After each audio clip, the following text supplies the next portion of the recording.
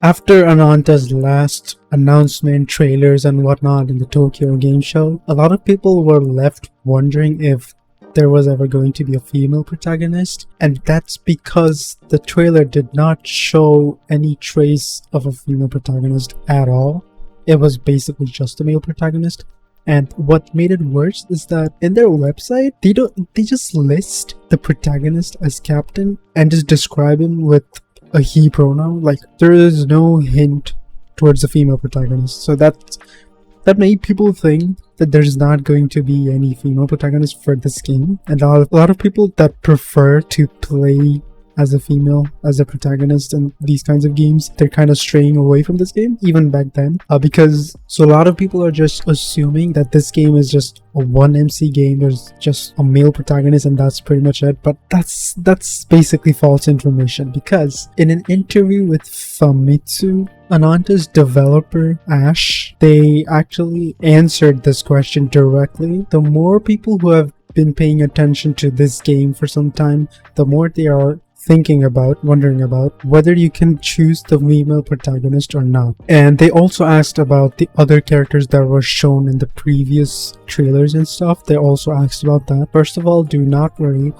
You will be able to choose a female protagonist when the game is officially released. The PV and trial version in the Tokyo Game Show, released in conjunction with the game show, were prepared to introduce the characteristics of the game, Ananta, through a series of scenes. So for that time being, they unified the protagonist as just the male. Like, they just decided to present the game through the male protagonist instead of going for the female protagonist. But the reality is, I think we can all assume that the female protagonist, everything else was probably going through a rework. The female protagonist was probably going through a more polished design. It hadn't reached that polish yet, so they didn't risk showing that off. Maybe that's what I think. But anyway, in the future, we will introduce not only the female protagonist, but also other characters one after another. So please look forward to it. So that means there is a chance that we see the older characters that we've seen in the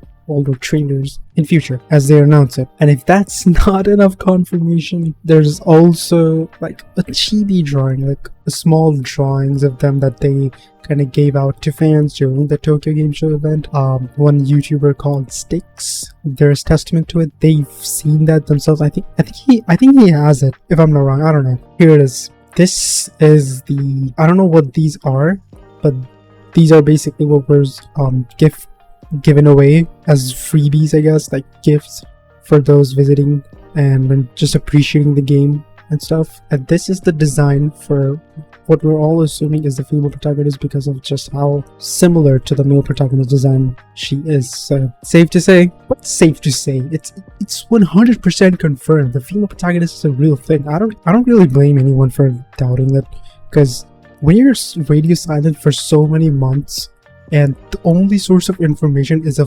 Japanese magazine article, not many people are gonna even know about this. Not many people are gonna know the dev actually gave an interview about whether or not the female protagonist even exists. See, like, you gotta advertise that in some shape or form. Like, just address it publicly. I don't know. Like, I think they need to do better with their advertisement or something. Like, I just hope all this pays off and their game is like hella polished to make up for this radio silence, but we'll see. In comparison to the last two versions that we know of these protagonists, I think the latest one, hats off, the best design so far. I love their designs. I'm probably gonna go for the male protagonist still. It's just my preference. Let me know what you guys think. Peace.